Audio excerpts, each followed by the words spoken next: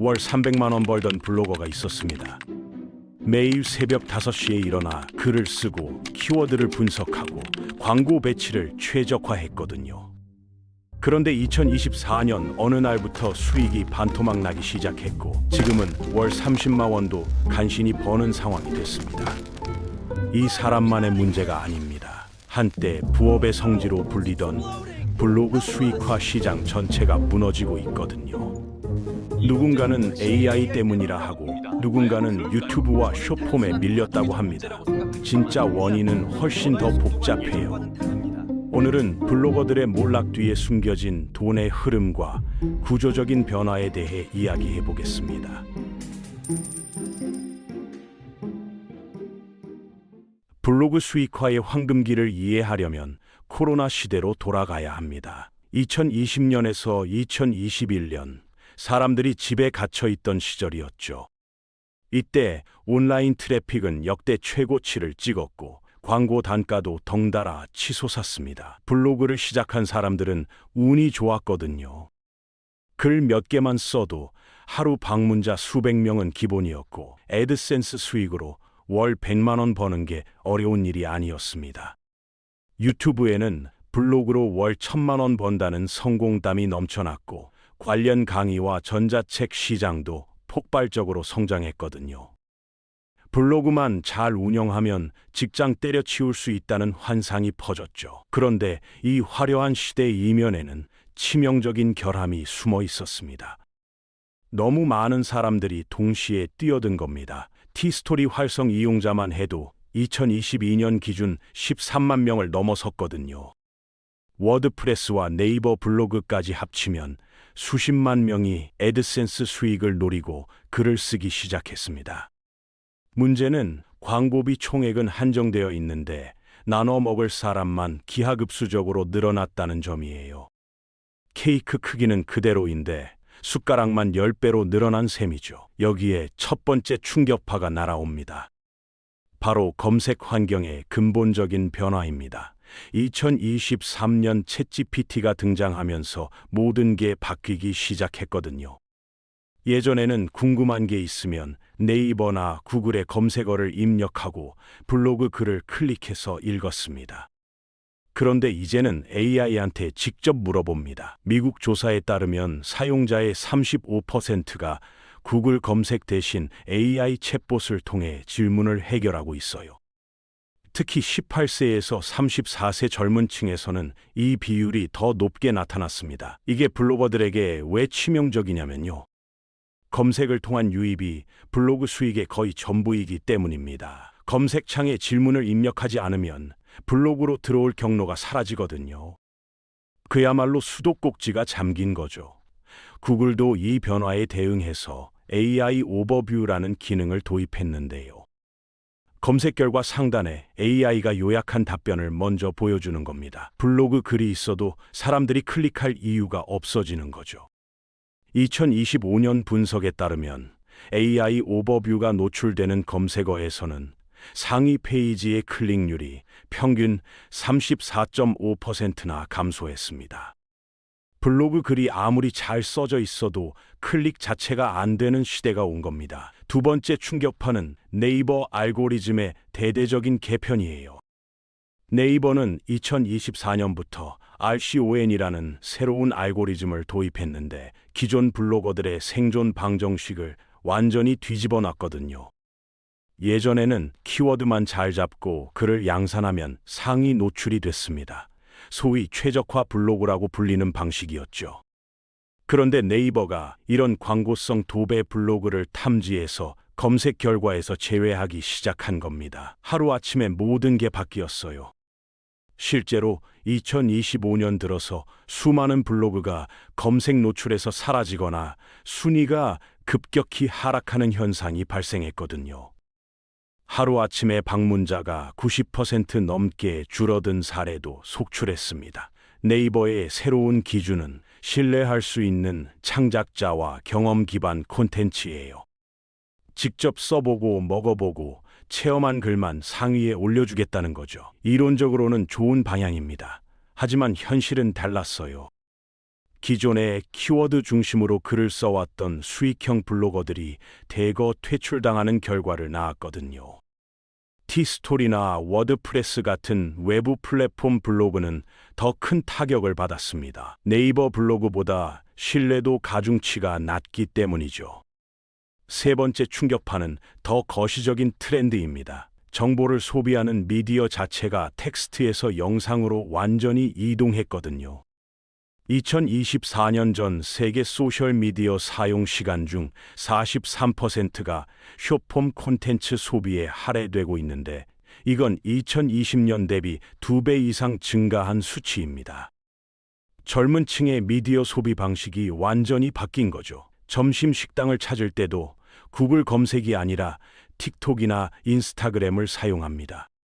제품 후기도 블로그 대신 유튜브 쇼츠로 확인하고요. 글로 된 정보에 대한 수요 자체가 줄어들고 있거든요. Z세대는 평일 기준 75분 이상을 숏폼 콘텐츠 시청에 쓰고 있습니다. 이 시간만큼 블로그를 읽는 시간은 줄어든 거죠. 텍스트와 사진 위주의 블로그는 영상 플랫폼과의 경쟁에서 밀려나고 있습니다. 이건 단순히 취향의 문제가 아니에요.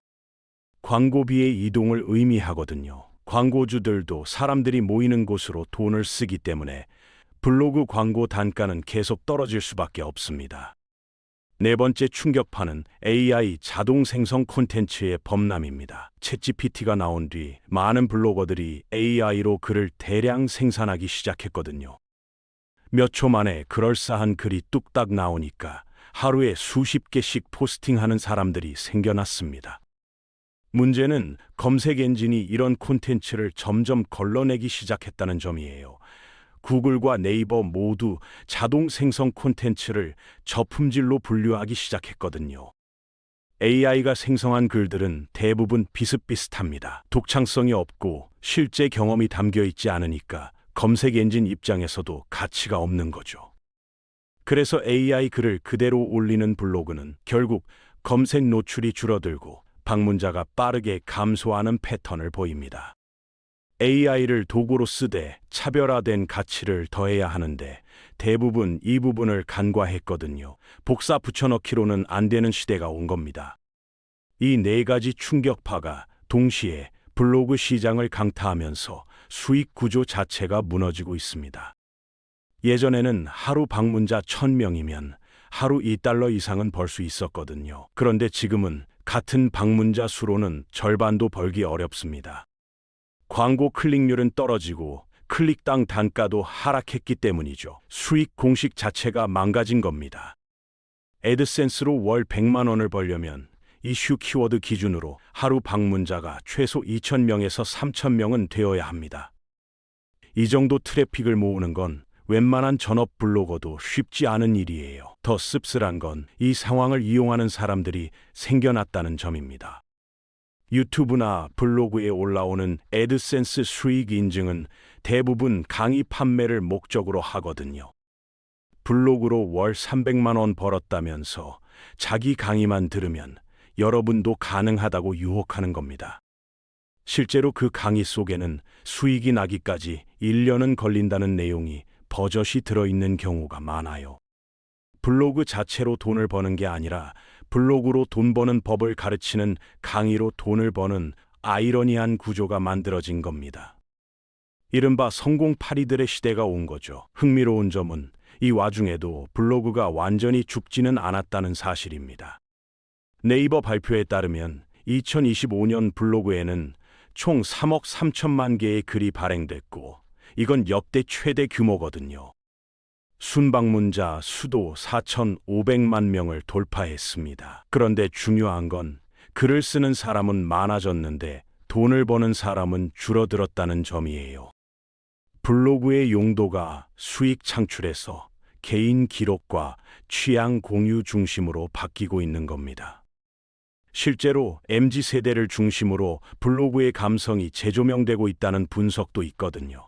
숏폼에 지친 사람들이 블로그로 돌아오고 있습니다. 자신의 취향을 분석해 기록하는 챌린지가 유행하면서 참여자의 80%가 10대에서 30대였다는 데이터도 있어요. 다만 이들은 광고 수익을 목적으로 블로그를 하는 게 아닙니다. 과장되지 않은 진짜 나를 표현하는 공간으로 블로그를 쓰는 거죠. 수익화와는 거리가 먼 방식이에요. 결국 블로거의 몰락은 단순히 유행이 지나서가 아닙니다. AI가 검색의 패러다임을 바꿨고 플랫폼들이 알고리즘을 대대적으로 개편했으며 미디어 소비 습관이 텍스트에서 영상으로 이동했거든요. 거기에 너무 많은 사람들이 한꺼번에 시장에 뛰어들면서 파이가 쪼개졌습니다. 네 가지 요인이 동시에 작용한 총체적인 구조 붕괴인 거죠. 앞으로 블로그로 수익을 내려면 완전히 다른 접근이 필요합니다. 단순히 키워드 찾아서 글 양산하는 방식은 더 이상 통하지 않거든요. 자신만의 상품이나 서비스를 블로그로 홍보하는 콘텐츠 마케팅 방식이나 전문성을 바탕으로 컨설팅이나 강의로 연결하는 모델을 고민해야 합니다.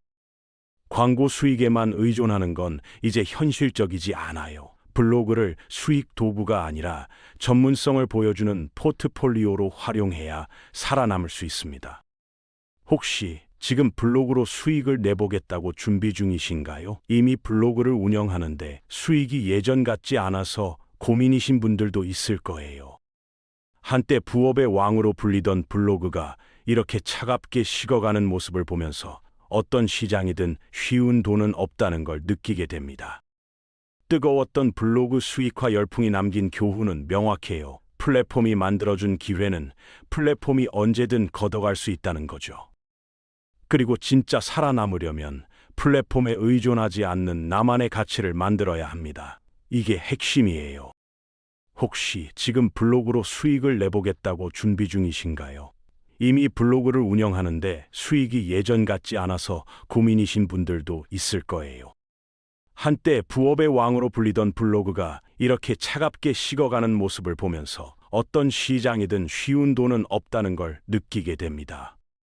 뜨거웠던 블로그 수익화 열풍이 남긴 교훈은 명확해요. 플랫폼이 만들어준 기회는 플랫폼이 언제든 걷어갈 수 있다는 거죠. 그리고 진짜 살아남으려면 플랫폼에 의존하지 않는 나만의 가치를 만들어야 합니다. 이게 핵심이에요.